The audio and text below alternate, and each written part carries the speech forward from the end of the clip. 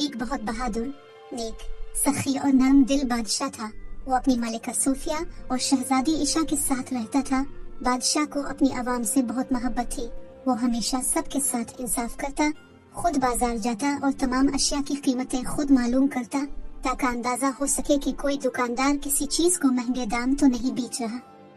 इसके इलाके के लोग ईमानदार थे और खुशहाल जिंदगी गुजार रहे थे, क्योंकि बादशाह अपनी आवाम का बहुत ख्याल रखता था। इसलिए आवाम भी अपने बादशाह से बहुत प्यार करती थी। जहाँ बादशाह बहुत रहम दिल और सखी था, वही वो बेईमान और धोखेबाज लोगों के साथ बहुत सख्ती से पेश आता था और उनको सख्त से सख्त सजा देता। यही वजह थी कि लोग इसके कहर से बहुत डरते थे और कोई भी बेईमानी करने का नहीं सोचता था। बादशाह अक्सर औकात अपनी मलिका सूफिया और शहजादी ईशा के साथ तफरीह के लिए निकलता तो लोगों के लिए अपने खजाने लौटाते जाता, जिससे गरीब लोगों की मुश्किलात दूर हो जाती थी। हर महीने बादशाह अपने महल में दरबार लगाता, जिसमें दूर दराज से लोग आते और अपनी मुश्किलात और शिकायत बादशाह को बताते, जिस पर वो उनकी मुश्किलात को हल करता और उनके सवालात का भी हल निकालता। बादशाह की सखावत के चर्चे पूरी दुनिया में मशहूर थे। पास के गांव में बशीर नाम का एक कमियार रहता था, जो कि बहुत गरीब इंसान था और उसके पास खाना खाने के भी पैसे नहीं थे। वो परेशान हालत में चला जा रहा था कि से इसका एक दोस्त मिला। इसके दोस्त ने परेशानी का सबब पूछा तो बशीर ने कहा, भाई क्या बताओ, हालात बहुत खराब हो गए हैं। घर में खाने को भी कुछ नहीं बचा और न ही काम धंधा चल रहा, बस इसी वजह से परेशान हूँ। इस पर बशीर का दोस्त इसे कहता है, पास के इलाका का बादशाह बहुत सखी और नेक दिल है। वो गरीब लोगों की बहुत मदद करता है और कल ही वो अपना दरबार लगाने वाला है, तो तुम इधर चले जाओ, वो तुम्हारी मदद जरूर करेगा।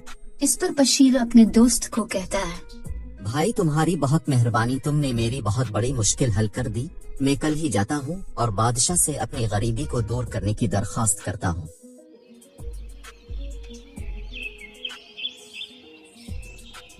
अगले दिन सुबह सुबह ही बशीर इस बादशाह की रियासत तरफ चल दिया। दोपहर के वक्त वो इस रियासत में पहुंच गया। दरबार में जाने के लिए लोगों की भीड़ लगी हुई थी।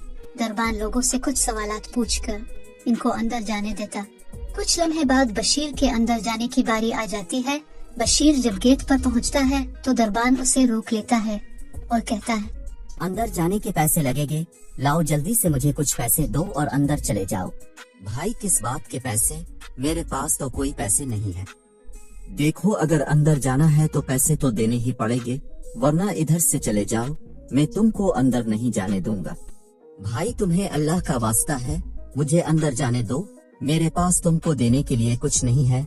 मैं बहुत गरीब इंसान हूँ, मेरे पास खाना खाने के भी पैसे नहीं है और मैं बहुत मुश्किल से यहाँ पहुँचा हूँ। अच्छा अगर तुम्हारे पास पैसे नहीं है तो एक काम करो, जब तुम बादशाह के पास जाओ तो बादशाह तुम्हें जितना सोना दे तुम उससे ज्यादा सोना मांगना और फिर जितना भी सोना तुमको मिलेगा इसमें आधा सोना तुम मुझे दोगे। अगर तुमको ये शर्त मंजूर है तो मैं तुमको अंदर जाने दूंगा। ठीक है भाई, मैं तुमको आधा हिस्सा दे दूंगा, क्योंकि मेरे पास और कोई रास्ता भी नहीं, इसलिए मैं तुम्हारी शर्त मानने को तैयार हूँ। अब वो दरबान बशीर को अंदर जाने देता है। बशीर बादशाह की बारगाह में पहुंच जाता है और देखता है कि सभी लोग बादशाह को अपनी मजबूरी बताते हैं और बादशाह उनकी मदद करता है और उनको बहुत सारा सोना और पैसे देता है। कुछ देर बाद बशीर बादशाह सामने हाजिर होता है और बादशाह से कहता है, बादशाह सलामत, मैं पास के गांव से आया हूँ और बहुत गरीब इंसान हूँ। गुजर बसर बहुत मुश्किल से होता है।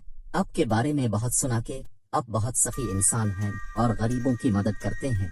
मुझे भी आपकी मदद की जरूरत है ताकि मैं अपना गुजर बसर कर सकूं। बशीर की बात सुनकर बादशाह उसे कुछ तहाइफ और सोना देता है, जिसके लेने के बाद बशीर बादशाह से कहता है, बहुत शुक्रिया बादशाह सलामत, अल्लाह आपको हमेशा सलामत रखे और आपकी उम्र दराज करे, लेकिन मेरी एक गुजारिश है कि मुझे थोड़ा और ज्यादा सोना दिया जाए। इस पर बादशाह बशीर से कहता है, ये लालची आदमी, हमने तुमको इतने ज्यादा इनामात और सोना दिया, फिर भी तुम्हें मजीद सोने की लालच क्यों है?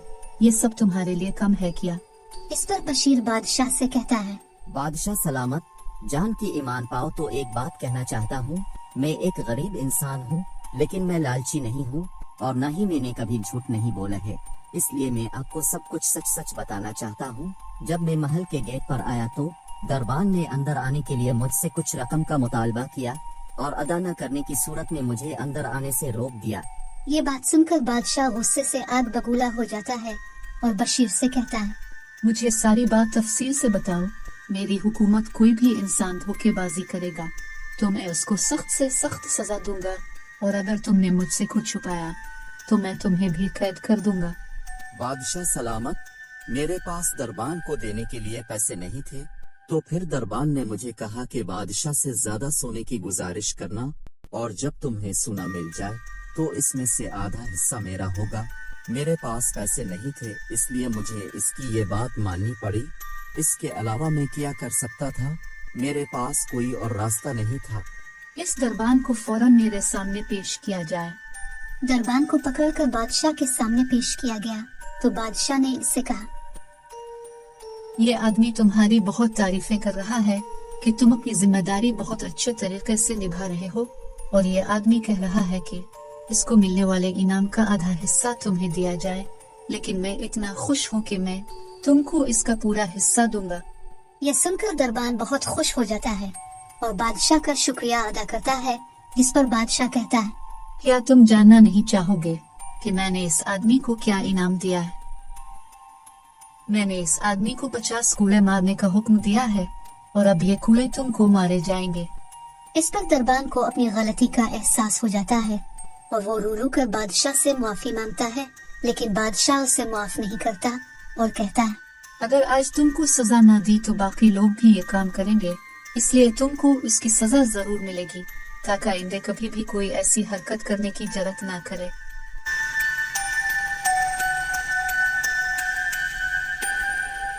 बादशाह के हुक्म पर इस दरबान को कूड़े मारे जाते हैं, जिसको देखकर सभी लोग डर जाते हैं और दिल में पक्का इरादा करते हैं कि वो कभी भी गलत काम नहीं करेंगे और कभी भी किसी के साथ धोखाधड़ी नहीं करेंगे।